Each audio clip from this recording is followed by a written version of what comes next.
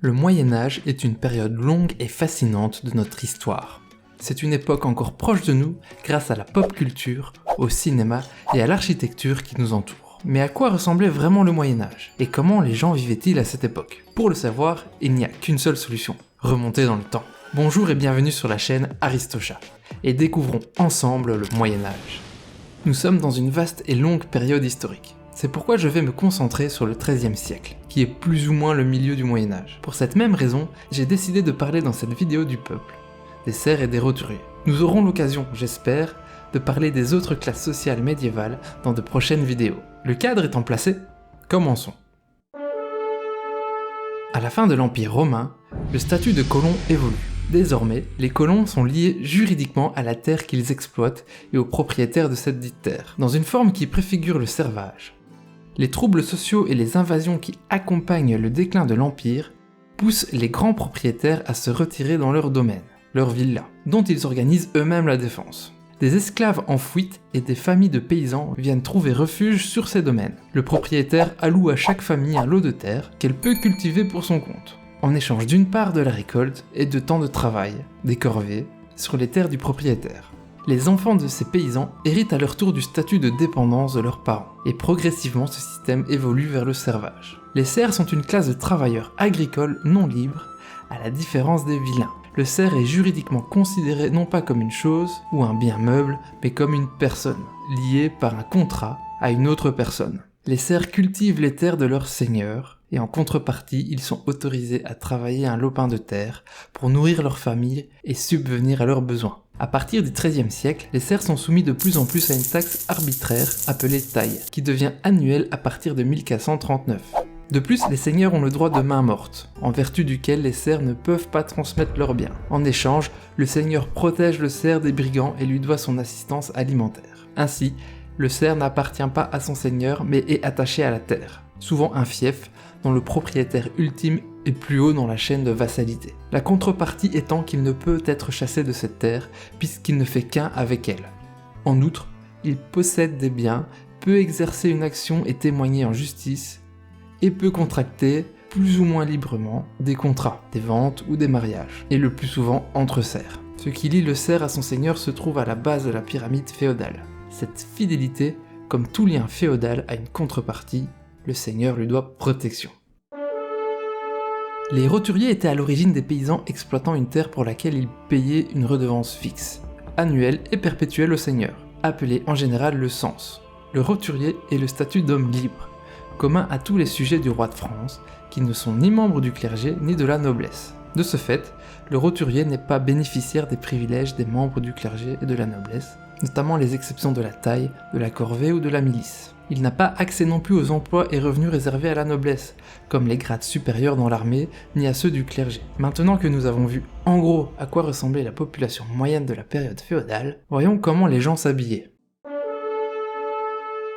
Les costumes au cours du XIIIe siècle en Europe étaient très simples pour les hommes et les femmes et relativement uniformes à travers le continent. Les vêtements pour hommes et femmes étaient assez semblables et ont évolué très lentement, voire pas du tout. La plupart des vêtements, surtout en dehors des classes aisées, sont restés inchangés depuis 3 ou 4 siècles plus tôt. Le XIIIe siècle a vu de grands progrès dans le domaine de la teinture et du travail de la laine, qui étaient de loin les matériaux les plus résistants à l'usure. Les hommes portaient une tunique, aussi appelée cotte, qui pouvait être longue ou courte. Une de ces cottes, nommée cyclas, n'était qu'un morceau de tissu rectangulaire avec un trou pour la tête. Au fil du temps, les côtés ont été cousus ensemble pour en faire une longue tunique sans manches. Quelquefois, des manches et parfois un capuchon étaient ajoutés, les cyclas devenant ainsi des ganaches. S'ajoute à cela, chez les gens aisés, le surcot, une tunique courte serrée par une ceinture, avec ou sans manches.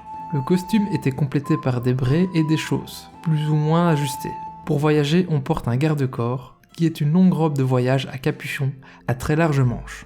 Un mantel, fixé sur l'épaule gauche, était porté par l'aristocratie comme un vêtement formel. Les hommes portaient aussi des chaussures à poulaine et une coiffure. Une cale de toile pour les paysans, un chaperon drapé pour les autres, ou un chapeau de feutre à large bord. Les femmes portaient une robe. Ce mot désignait l'ensemble du vêtement féminin. Les femmes du peuple portaient une cotte sans manches ou à manches courtes, rallongées en hiver par lassage ou épinglage sur leur chemise. Les autres portaient une longue cotte doublée de fourrure en hiver. Une ceinture étroite complétait cette tenue à laquelle on pouvait accrocher une aumônière.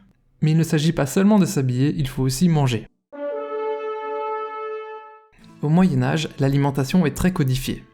La religion chrétienne impose aux riches comme aux pauvres environ 150 jours de carême où l'on doit manger maigre, c'est-à-dire sans œufs ni laitage et ni viande, qui peut être remplacé par ceux qui en ont les moyens par du poisson. D'autre part, l'alimentation diffère si on est noble ou paysan. Ceci est codifié par une hiérarchie qui classe les aliments en fonction de leur proximité avec le ciel. Les légumes qui poussent dans la terre sont destinés aux pauvres, alors que les élites se nourrissent d'aliments jugés plus proches du ciel, tels que les grands oiseaux ou les fruits. L'alimentation des paysans est surtout constituée de céréales, seigle et avoine, sous forme de pain, de bouillie ou de pâte. Ils mangent également des soupes de légumes, du fromage et du vin. Les élites mangent du pain blanc et de nombreuses viandes issues de la chasse ou d'animaux domestiqués. Mais nous en parlerons peut-être dans une prochaine vidéo. La bière dans le nord et le vin dans le sud remplacent l'eau rarement potable et causant des maladies.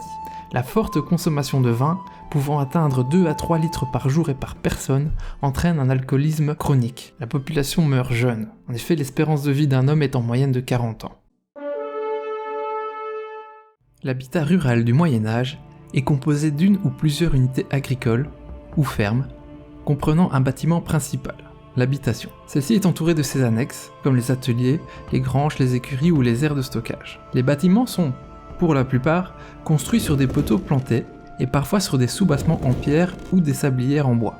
Les murs sont en torchis et en bois, et la toiture est couverte de chaume.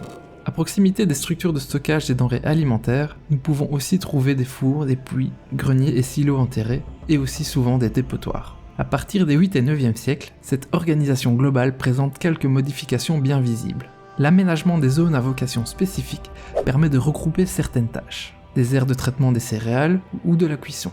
De plus, la taille des bâtiments et des silos augmente, tout comme celle des parcelles, et l'on note une volonté de mettre en commun certaines activités. Les constructions en pierre, qui sont souvent les signes d'un statut privilégié, vont se multiplier au cours du Moyen-Âge. D'abord dispersé, l'habitat se regroupe progressivement en hameaux ou villages. Certains sites se dotent d'une église et d'un habitat privilégié. Entre les 10 et 12e siècles, les villages se multiplient, mais les fermes isolées subsistent. Les villes du Moyen-Âge constituent des centres politiques et religieux et revêtent plusieurs formes au cours des siècles. Ces villes formées de maisons généralement en bois et en terre, mais également en pierre, s'établissent à proximité des populations les plus riches, des cours royales, cours comtales et des résidences saisonnières des rois, sans oublier des communautés monastiques. Grâce au développement du commerce et de l'artisanat et à la multiplication des échanges, la ville médiévale connaît un formidable essor au XIIe et XIIIe siècle. Les maisons implantées hors des remparts constituent de nouveaux quartiers, les faubourgs, qui seront ensuite intégrés dans une enceinte plus vaste. Artisanat et commerce font prospérer les boutiques,